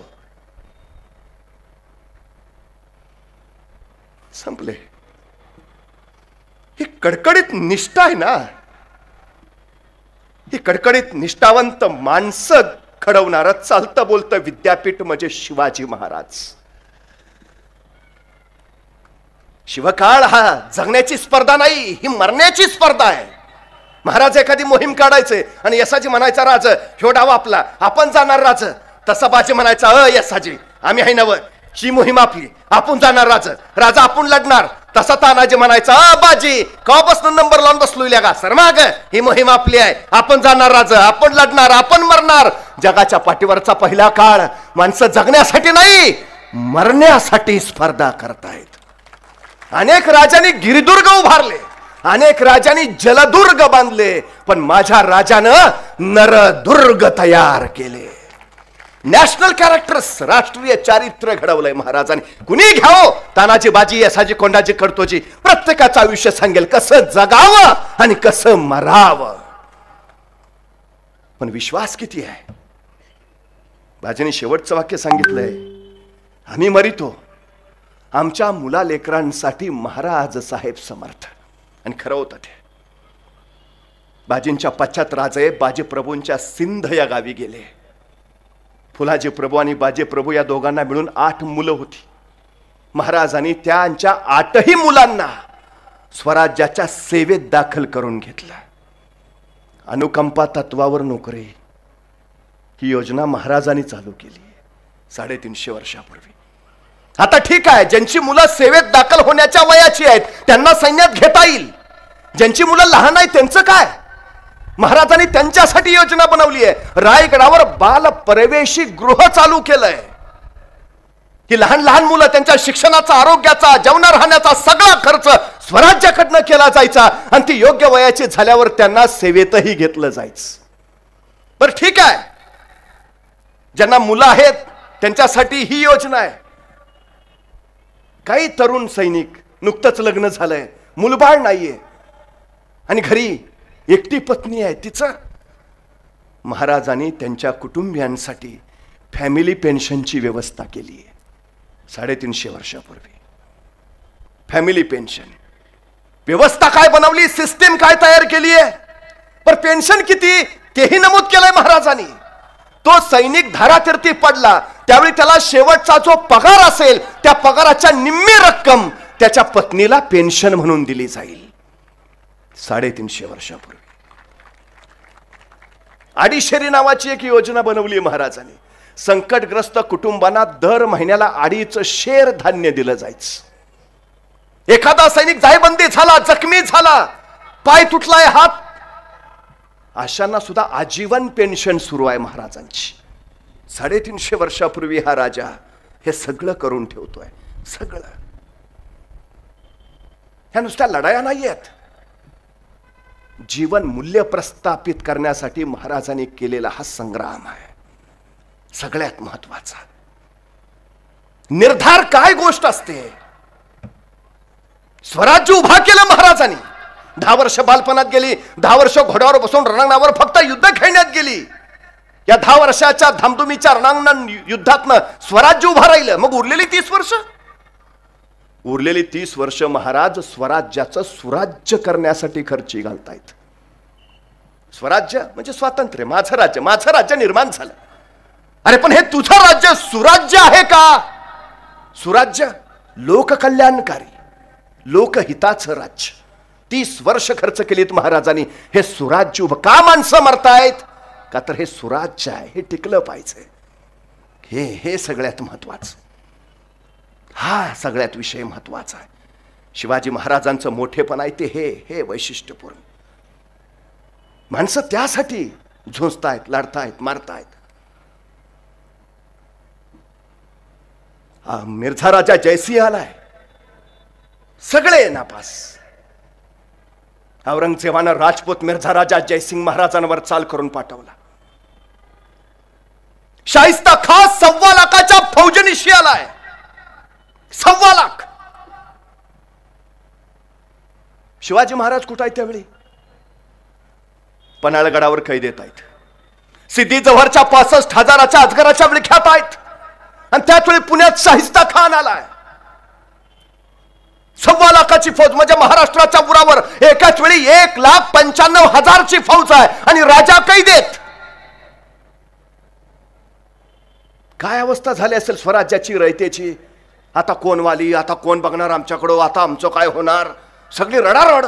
नाही, शाहिस्ता खान पुण्यात आला आणि पुणे परिसरातल्या शेतकऱ्यांनी स्वतःच्या रानातली उभी पिकं जाळून टाकली. का? शाहिस्ता खानाच्या सैन्याला धान्य मिळता कामा नये आणि शाहिस्ता खानाच्या घोड्याला चारा मिळता कामा नये. कुणी सांगितलं नव्हतं. नगरपालिकेनं नोटीस नव्हती काढली, कृपया मास्क पहने, अपने हात सॅनिटाइज करते रहे. अजिबात नाही सांगितलं. हे स्वतःहून केलं लोकांनी. का? शिवाजी महाराजांनी सगळ्यात मोठी क्रांती केली. पूर्वीचं सैन्य राजासाठी लढायचं, बदललं. सैन्य राज्यासाठी लढेल. राजा असू दे नसू दे, ते चिरंतन लढत राहील ते राज्यासाठी. आणि म्हणूनच शिवाजी महाराजांच्या पश्चात 27 वर्ष राजाशिवाय प्रजा झुंजत राहिली आहे. जगाच्या इतिहासातला पहिला इतिहास आहे. राजाच नाहीये. महाराजांची दूरदृष्टी काय आहे तुम्हाला माहिती आहे? महाराजांचं बजेट होतं आणि महाराजांनी या बजेटमध्ये महाराष्ट्रातल्या गडकिल्ल्यांसाठी 2.5 लाख होनांची तरतूद करून ठेवली. गडकिल्ल्यांसाठी. आता 2.5 लाख होन, एका होनची किंमत आहे 4.25 रुपये, म्हणजे 2.25 लाख होनाची किंमत झाली 7.5 लाख रुपये. त्या काळात महाराज गडकोटांच्या व्यवस्थेसाठी 7.5 लाखाची बजेटमध्ये तरतूद करून ठेवतायत. मंत्र्यांनी विचारलं, महाराज 7.5 लाख रुपये एवढा खर्च? महाराज म्हणले, हा खर्च नाहीये, ही गुंतवणूक आहे. ही गुंतवणूक आहे. कशी गुंतवणूक? महाराजांना माहिती आहे आज ना उद्या औरंगजेब महाराष्ट्रावर चाल करून येणार आणि तो येणारच होता. तत्पूर्वी त्यांनी या शाहिस्ता खानाला पाठवलंय 1.25 लाखाच्या फौजनीशी.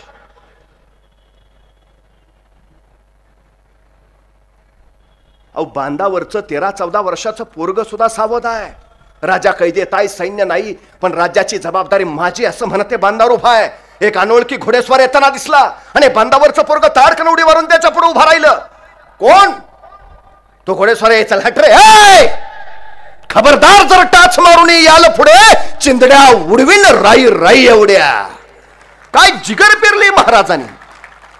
13-14 वर्षाच्या पोराच्या उरात माझं राज्य आहे, ते राखायची जबाबदारी माझी आहे. हे महाराजांनी केलं. मला एका प्रश्नाचं उत्तर द्या. आपल्या घरातल्या विजेच्या बल्बला आपण दगड मारतो का? आणि रस्त्यावरची एकतरी ट्यूब आपण नीट ठेवतो का? का हो? घरातला बल्ब माझा असतो, रस्त्यावरची ट्यूब माझी नसते. ज्या दिवशी रस्त्यावरची ट्यूब माझी होईल ना, त्या दिवशी हा देश महासत्ता होईल. महाराजांनी ते केलं. बांधावरचं पोरग सुद्धा तयार आहे, तत्पर आहे. वैतागला शाहिस्ता खान. 1.25 लाखाची फौज, पण जिंकताच येईना काही. बोलवली बैठक सगळ्या सरदारांची. क्या किया जाए? एक सरदार म्हणाला, हुजूर, इन मराठों की जान है उनके गड़किलों में, पहले गड़किले लेते हैं, मराठे खुद ब खुद आएंगे, घुटने टेकते हमारे सामने. आणि पटलं शाहिस्ता खानाला, सही बात, यही करेंगे. ऐसा कौन सा किला है जो जल से जल लिया जा सकता हो? म्हणजे पहिल्याच घासाला पराभवाचा खडा नको, किल्ला असा काढा की पटकन घेता येईल, फारसा डोक्याला ताप नको. मग एकाने सांगितलं, हुजूर, एक किल्ला आहे. कौन सा? पुणे नाशिक महामार्गावरचा संग्राम दुर्ग. हुजूर, चाकणचा किल्लाही म्हणतात त्याला. असा है. मराठे कितने हैं? 300-350 होंगे हुजूर. शिबंदी ना हुजूर, बजमियत ना हुजूर, तोफे बिल्कुल ना हुजूर. तो ठीक है, वही ले लेंगे. ठरलं शाहिस्ता खानाच. अवघे 350 मराठे असलेला, तोपा शिबंदी बजवेत अजिबात नसलेला तो चाकणचा किल्ला घ्यायचा आणि शाहिस्ता खान निघाला. 21,000ची फौज घेऊन निघाला. आता मराठे किती आहेत? 350. शाहिस्ता खान फौज किती घेऊन आलाय? 1.25 लाख. पर घेऊन किती निघालाय? 21,000. 21,000च का? सगळेच घेऊन जायचं ना, चला येऊ फिरून. 21,000च का? तुम्ही कधी पुण्याला येता जाता नाशिक मार्गे गेला, हायवेलाच आहे चाकणचा किल्ला. भुईकोट आहे, भुईकोट जमिनीवरचा. चोहोबाजूनी पाण्याचा खंदक आहे, 35 फूट खोल आणि 35 फूट रुंद. म्हणजे किल्ल्यात आत जायचं झालं तर त्या खांदकावर पूल टाकायचा, मग आत बाहेर करायचं. किल्ला एवढा मोठा आहे की त्यात 21,000 सैन्यानं नीट उभा राहायचं म्हटलं तरी जागा पुरायची नाही. एवढासा छोटासा किल्ला, अवघे 350 मराठे, आणि तो जिंकायला हा 21,000ची फौज घेऊन आलाय. शाहिस्ता खानाचं सैन्य आलं. बघता बघता चाकणच्या किल्ल्याला वेढा पडला. चाकणचा किल्लेदार फिरंगोजी नरसाळा, त्याने 21,000चा सेना सागर बघितला. दुसरा कोणी असता तर म्हटला असता चलो भागो, डिपॉझिट पण राहणार नाही. पण फिरंगोजी हटला नाही. ही उभा राहायची जी जिगर आहे ना, ती जिगर पेरली महाराजांनी.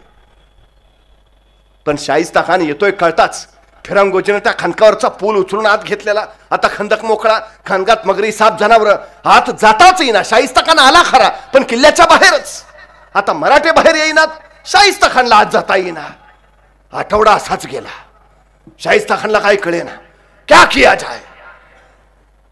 ये मराठे सामने नहीं आते, हमें अंदर नहीं आने देते. सामने नहीं आएंगे तो लड़ेंगे कैसे? लड़ेंगे ही नहीं तो जीतेंगे कैसे? 15 दिवस झाले काय करताच येईना. त्याला वाटलं आज ना उद्या धान्य संपेल, किल्ल्यातलं पाणी संपेल, मग तर मराठे बाहेर येतील. पण त्याला कुठं माहिती आहे, पोटात काही नसलं तरी पाठीचे कणे ताट ठेवतात मराठे. मरतील पण भगवा फडकावत ठेवतात मराठे. वैतागला शाहिस्ता खान. क्या किया जाए. बोलावली बैठक सगळ्या सरदारांची. तरबियत खान नावाचा तोफखाना प्रमुख, तो बोला हुजूर ऐसा करते हैं, ये मराठे सामने नहीं आते, 21 तोफे हमारे पास है, सीधा गोलाबार चोर करे, तोप मारा शुरू करेंगे, आधे घंटे का काम है, किला कब्जे में आ जाएगा. आणि पटलं शाहिस्ता खानाला. 21 बुलंद तोफा. त्याने तरबियतला सांगितलं, तरबियत तयारी करो, कल सुबह तोप मारा शुरू करेंगे. आता झालं. शाहिस्ता खान त्या रात्री निवांत झोपला. उद्या सकाळी किल्ला ताब्यात येतोय. अर्ध्या तासात किल्ला ढासळतोय. निवांत झोपला. आणि बरोबर त्याच रात्री 1-1:30च्या सुमारास मराठ्यांनी अलगत्या खांदकावर पूल टाकला. 101 मराठे किल्ल्यातनं बाहेर पडले आणि सरळ झोपल्या शाहिस्ता खानाच्या शामेरात घुसले. सपासप कत्तल चालू झाली. आक्रोश किंकाळ्या रोळ्या. रक्ताच्या चिरकांना मुर्द्यांचं डेक प्रतांचं काच यात्रांचा अल्ला कल्लोळ उडाला. शाहिस्ता खान खडबडून जागा झाला. क्या हुआ? छापा हुजूर. कौन थे? मराठे हुजूर. कहां गए? निकल गए हुजूर. संतापला शाहिस्ता खान. सीधा हमारे डेरे पर छापा. शपकुंड रात छापा. तरबेत खा, तोफे लगाओ, अभी क्या अभी. आता रात्रीचे 2 वाजलेत आणि शाहिस्ता खान सांगतोय तोफे लगाओ अभी क्या अभी. तरबियत खान म्हटला हुजूर अभी अंधेरा है, अभी तोफे लगाएंगे तो गोले सीधे हम पे ही बरसेंगे, सुबह तक राह देखते हैं. सरपटला वैतागला. पण ठरलं होतं त्याचं आता सोडायचं नाही. आता किल्ला ताब्यात घ्यायचा, तोप मारा. दुसऱ्या दिवशी सकाळी 6 वाजता शाहिस्ता खान शाही हत्तीच्या अंबारीत बसला. 21 तोफा किल्ल्याच्या दिशेने तोंड करून ठेवल्या. दारुगोळा ठसून भरलाय. वातान बाहेर काढलीये. आता शाहिस्ता खानाची इशारा झाली की वातान पेटवायची आणि तोप मारा चालू. आणि बघता बघता शाहिस्ता खानाची इशारा झाली. तरबियत खान पेटी मशाल घेऊन पुढे झाला आणि तोफेची वातान पेटवणार. त्याच वेळी गडावरूनच आवाज आला, धडाम धूम. एक तोफेचा गोळा सू येताना दिसला त्यांच्याच दिशेनं. तसा तरबियत खान कडाडला. तोफे पीछे लो, तोफे पीछे लो. त्या शाहिस्ता खानला सुचायचं बंद झालं. क्या क्या क्या क्या क्या हुआ? हुजूर मरहट्टों ने गोला बारिश कर दी है, आगे रहेंगे तो उनके गोले सीधे हम पे बरसेंगे, पीछे आएंगे हमारे गोले उन तक नहीं पहुंचेंगे. तोप खाना नाकामयाब हुजूर. त्या शाहिस्ता खानाला काही कळे ना. पण त्याने विचारलं, अरे पण मराठ्यांकडे तोफा नव्हत्या ना? तोफा नव्हत्या मराठ्यांकडे मग? तसा तरबियत खान म्हटला, हुजूर मराठ्यांकडे तोफा नव्हत्या पण डोकं तर होता. मतलब मराठ्यांनी लाकडाच्या तोफा तयार केल्यात. त्याला आतून जनावराचं कातडं लावलंय. हुजूर त्यांची एक तोफ आपल्या 10 तोफेला भारी आहे.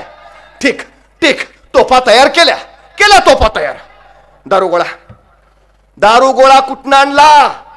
तसा तरबियत खान म्हटला, मग रात्री छापा कशाला टाकलेला? हा आपलाच दारुगोळा आहे हुजूर. मराठे परिस्थितीवर रडत नाही बसले, मराठे परिस्थितीशी लढत बसले. हे लक्षात घ्या. हे नाही ते नाही कसं करू जमेल, अजिबात नाही. ते हल्ली बिघडलं. ते कोणतरी येतो, आमची परिस्थिती नव्हती हो. तू गप. मला भयान राग येतो असल्या माणसांचा. आमची परिस्थिती नव्हती हो. परिस्थिती माणसाला घडवती नाही आणि परिस्थिती माणसाला बिघडवती नाही. माणूसच परिस्थिती घडवतो आणि माणूसच परिस्थिती बिघडवतो. ही सगळ्यात मोठी वस्तुस्थिती आहे, सगळ्यात मोठी.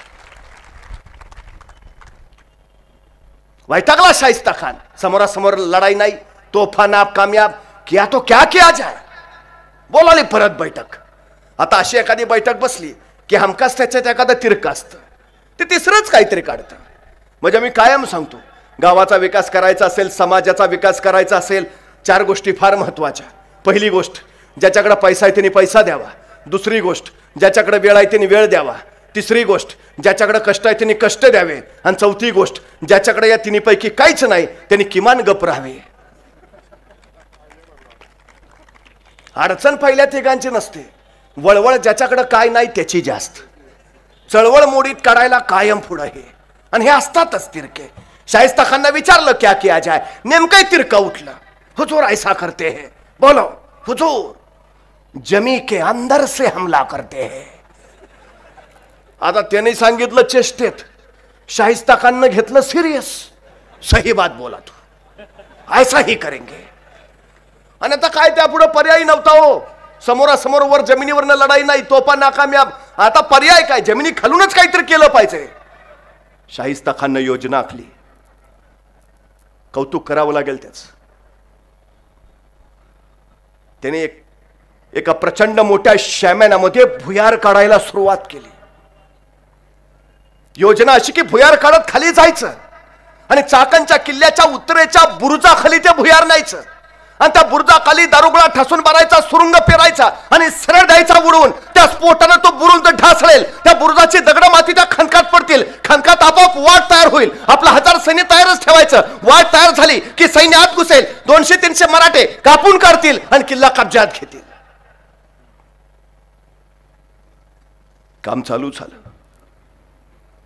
भुयार काढायचंय. आता ते काय 2-4 उंदरं एखादं मांजर जावं असं नाही भुयार. 4-5 माणसं गेली पाहिजेत. बरं ते ठीक आहे ना, वरून खाली जाता येईल हो. परत ते आडवं जायचंय. मग निघाला काढत, मध्येच वरचा धब दिशी पडलं तर. बरं निघाला भुयार काढत, मध्येच एखादा दगड लागला, हा घ्या डावीकडं. बरं परत एखादा खडक लागला, हा घ्या उजवीकडं. नाही हो, सरळ जायचंय. आणि सगळ्यात पुढे धोका काय, पुढे 35 फूट खोल खंदक आहे. हे भुयार काढत जातील आणि सरळ खंदकात जाऊन पडतील. म्हणजे भुयार असं काढायचं आहे की 35 फूट खोल खंदक वरच्या वर राहिला पाहिजे, पाणी वरच्या वर राहिलं पाहिजे आणि भुयार त्याच्या खालून अलवार गेलं पाहिजे. आणि केलं. 21 जूनला सुरुवात झाली.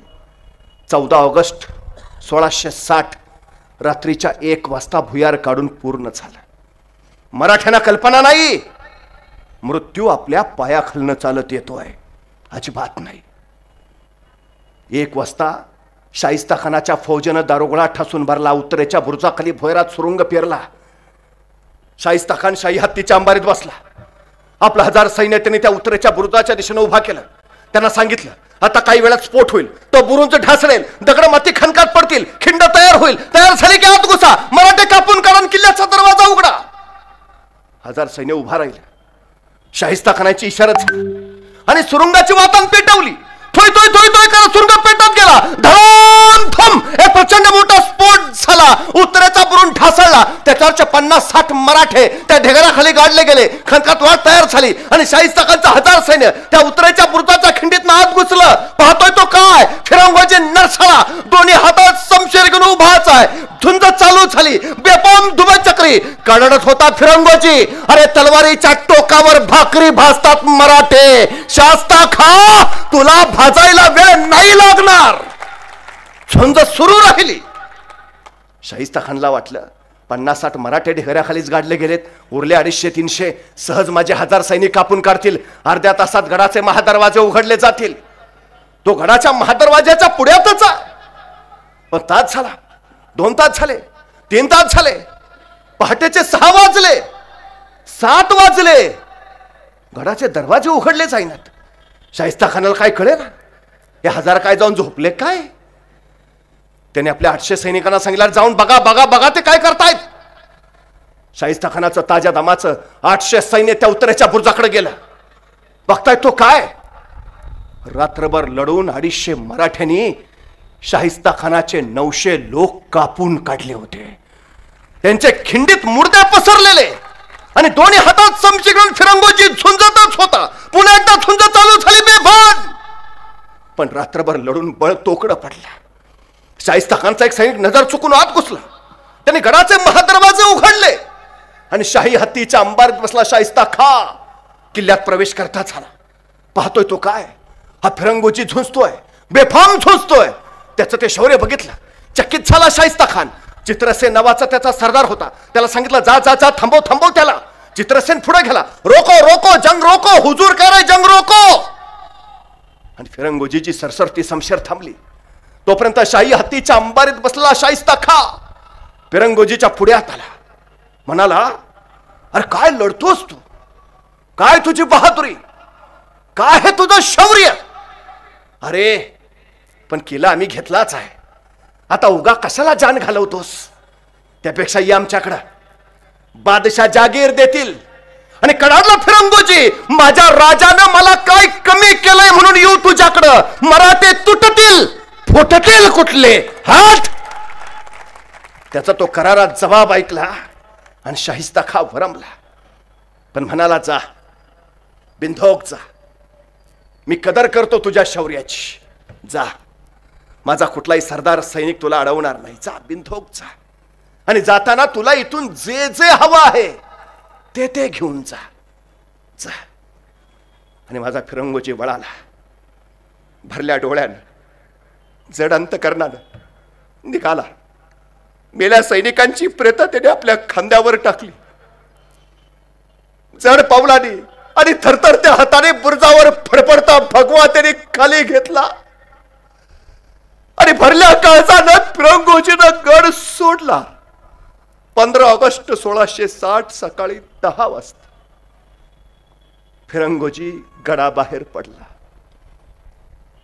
मग शाहिस्ता खानानं चाकणचा किल्ला नीट निहाळायला निरखायला सुरुवात केली. आणि सगळा किल्ला बघितल्यावर शाहिस्ता खान म्हणाला, मराठे ह्या किल्ल्यासाठी लढत होते, रात्रभर या किल्ल्यासाठी झुंजत होते. 200 मराठ्यांनी या किल्ल्यासाठी जीव घालवलाय, या किल्ल्यासाठी लढतायत ते. काय आहे किल्ल्यात, काय आहे?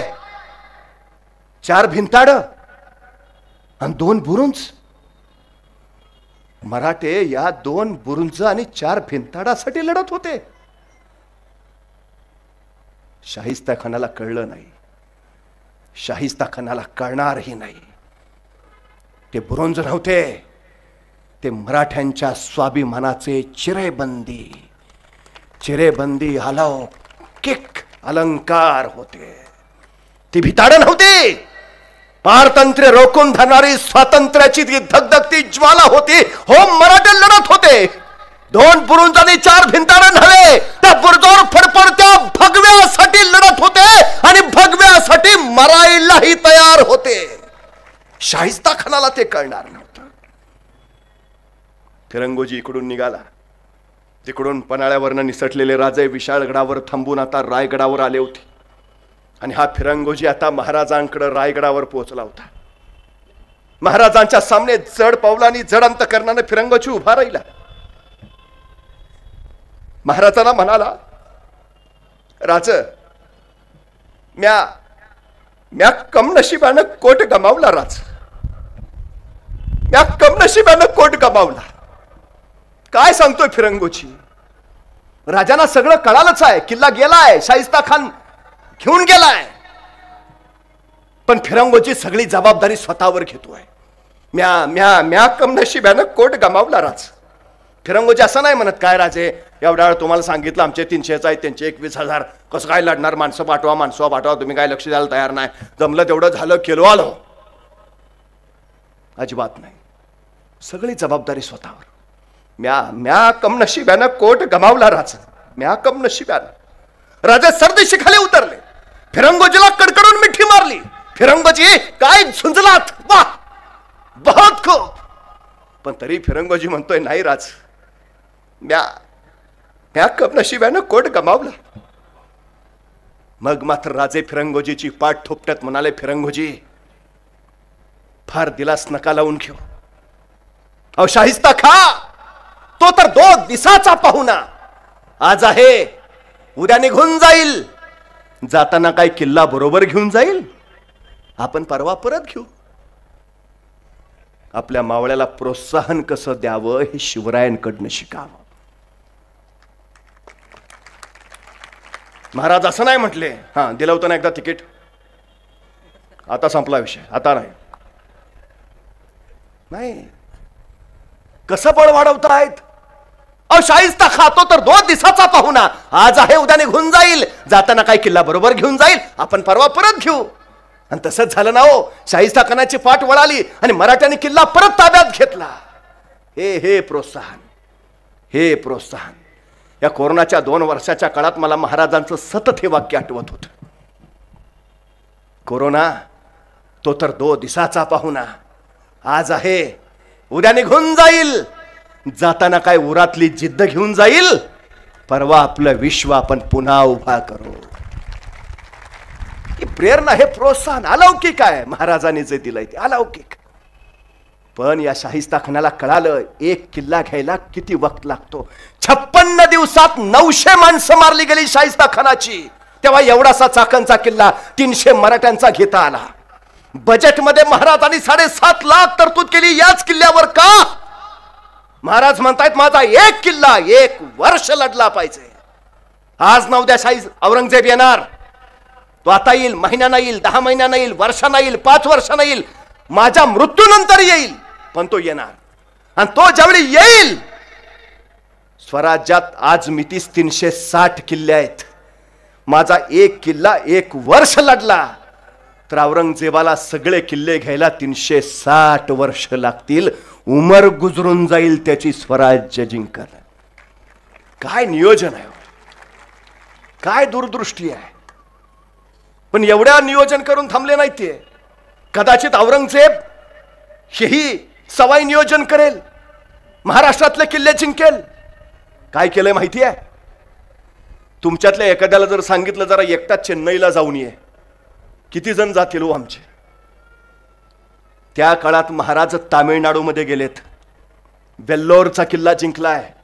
तामिळनाडूमध्ये शुद्ध मराठी नाव असलेले 2 किल्ले महाराजांनी बांधलेत, साजरा आणि गोजरा. आणखीन एक किल्ला आहे तिथं, जिंजीचा. किल्ला म्हणण्यापेक्षा 3 डोंगरांचा मिळून किल्ला आहे, रायगिरी, कृष्णगिरी, चंद्रगिरी. 40,000ची फौज घेऊन गेलेत महाराज. जिंजीचा किल्ला घ्यायचा आहे. किल्ला बघितला महाराजांच्या लक्षात आलं, हा किल्ला घ्यायला 2.5-3 महिने तरी जातील. म्हणजे 40,000 सैनिकांचा 2.5-3 महिन्याचा खर्च आणि शिवाय 2.5-3 महिन्याचा वेळ. टाइम मॅनेजमेंट आणि इकॉनॉमिकल मॅनेजमेंट. महाराजांनी तिसराच पर्याय काढला. जिंजीच्या किल्लेदाराला 50,000 रुपये दिले आणि किल्ला विकतच घेतला. वेळही वाचवला, पैसाही वाचवला. महाराजांनी रचना काय केली आहे? आज ना उद्या औरंगजेब येणार. तो ज्यावेळी येईल, तो दिल्लीतनं कुठं येईल? पश्चिम किनाऱ्यावर रायगड. भले त्यांनी 360 किल्ले जिंकले तरी स्वराज्याचा शेवटचा किल्ला घ्यायला त्याला कुठे जायला लागेल? तामिळनाड, जिंजीला. तोपर्यंत त्याला स्वराज्य जिंकलं असं म्हणता येणार नाही. आणि बघा, नाशिक जिल्ह्यातल्या रामसेजनच 5 वर्ष झुंजावलंय औरंगजेबाला. 5 वर्ष नाही घेता आला त्याला. 5 वर्षात शक्यच नाही झालं त्याला. पण ज्यावेळी संभाजी महाराजांचा मृत्यू झाला, जुल्फिकार खानानं रायगडाला वेढा टाकला, त्यावेळी राजाराम महाराज तिथून निसटले आणि ते जिंजीला जाऊन थांबले. 1689 ते 1698 ही 9 वर्ष राजाराम महाराज जिंजीच्या किल्ल्यात होते. याच जिंजीच्या किल्ल्यानं मराठ्यांचा राजा वाचवला, मराठ्यांचं राज्य वाचवलं. मग आम्हाला कळतं की महाराजांनी का म्हणून जिंजी विकत घेतला. 7.5 लाख रुपये इथल्या किल्ल्याचे, 50,000 ते 8 लाख रुपयाच्या बळावर शिवाजी महाराजांनी काय केलंय माहितीये. पुढची गोष्ट सांगतो. आग्र्यात औरंगजेब निघाला त्यावेळी प्रत्येक मोगल बादशाचा स्वतःचा खजिना असायचा. औरंगजेब येताना स्वतःचा खजिना घेऊन आला, पण स्वराज्याचे किल्ले जिंकता जिंकता औरंगजेबाचा सगळा खजिना संपला. मग त्यांनी शहाजहानचा खजिना मागवला. मग हे किल्ले लगता स्वराज्याची लढताना शहाजहानचाही खजिना संपला. मग त्यांनी जहांगीरचा खजिना मागवला. स्वराज्याशी लढताना जहांगीरचाही खजाना संपला. मग त्यांनी अकबराचा खजिना मागवला. इथं लढता लढता महाराष्ट्रात अकबराचाही खजाना संपला. मग त्यांनी बाबरचा खजाना मागवला. बाबरचाही खजाना संपला. महाराष्ट्र जिंकता आलाच नाही. राजाशिवाय प्रजा लढत राहिली. दख्खन जिंकायला आलेला औरंगजेब स्वतःला गाडण्यासाठी 3.5 हात जमीन घेऊन अखेर इथंच शांत झाला. दिल्लीला त्याला परत जाताच आलं नाही. पण त्याच्याही पेक्षा पुढची गोष्ट, त्याच्याही पेक्षा स्वराज्य जिंकायला औरंगजेब, स्वराज्य तर त्याला जिंकता आलंच नाही, पण शिवाजी महाराजांच्या व्यवस्थापनामुळे, शिवाजी महाराजांच्या मृत्यूनंतर अवघ्या 80 वर्षात हिंदुस्थानवर राज्य करणारी मुघल सल्तनतच संपून गेली. का? प्रचंड आर्थिक तुटवडा. मोगल सल्तनतीचा सगळा खजिना महाराजांचे 360 किल्ले जिंकण्यातच संपला. हिंदुस्थानचं राज्य राखायला मोगलांकडे खजिनाच राहिला नाही. हे महाराजांचं दूरदृष्टीत्व. जे दख्खन जिंकता नाही आला, पण दिल्लीचं तख्त राखायला मराठा शिलेदारच गेला. 18 वर्ष दिल्लीच्या तख्तावर भगवा फडकत होता आणि महादजी शिंदे दिल्लीचा रक्षक म्हणून तिथं उभा होता. हे का झालं? निवळ महाराजांची दूरदृष्टी आणि महाराजांचं व्यवस्थापन. हे राज्य पराभूत होणार नाही, पण जे पराभूत करायला आले ते संपल्याशिवाय राहणार नाहीत. इतकं विलक्षण नियोजन. महत्वाकांक्षा ठेवायला हवी जी महाराजांनी ठेवली. ॲबे करे नावाचा एक फ्रेंच अधिकारी चौलच्या शिवाजी महाराजांच्या कार्यालयात गेला. त्यावेळी त्यांनी तिथल्या शिवाजी महाराजांच्या अधिकाऱ्याला विचारलं, तुमच्या शिवाजी महाराजांचं स्वप्न काय आहे? तुमच्या शिवाजी महाराजांची महत्वाकांक्षा काय? आणि तो शिवाजी महाराजांचा अधिकारी म्हणाला, सिंधू नदीपासून बंगालच्या उपसागरापर्यंत, अहद तंजावर पासून तहद पेशावर पर्यंत, अहद काश्मीर पासून तहद कन्याकुमारी पर्यंत अखंड स्वराज्य निर्माण करायचं आणि या स्वराज्यावर भगवा डौलानं फडकावत ठेवायचा. काय महत्वाकांक्षा. त्या शिवाजी महाराजांचे आपण वारसदार आहोत. शिवाजी महाराजांचं नियोजन, शिवाजी महाराजांचं व्यवस्थापन, शिवाजी महाराजांचा सकारात्मक दृष्टिकोन, शिवाजी महाराजांची जिद्द, शिवाजी महाराजांचा चिवटपणा, शिवाजी महाराजांचं सातत्य, शिवाजी महाराजांची विज्ञान दृष्टी, शिवाजी महाराजांचं अलौकिक अखंड कष्ट करण्याचं सामर्थ्य, या सगळ्या गुणांच्या बळावर आपण जग जिंकू शकतो. ती सुरुवात इथून करूया. जळगाव जिल्हा एकता मराठा फाउंडेशनच्या या एकीनं ही संघटित शक्ती उभा राहील आणि उद्या हिंदुस्थान जगात महासत्ता होईल. पुन्हा एकदा आपल्या सगळ्यांचं मनपूर्वक अभिनंदन व्यक्त करतो.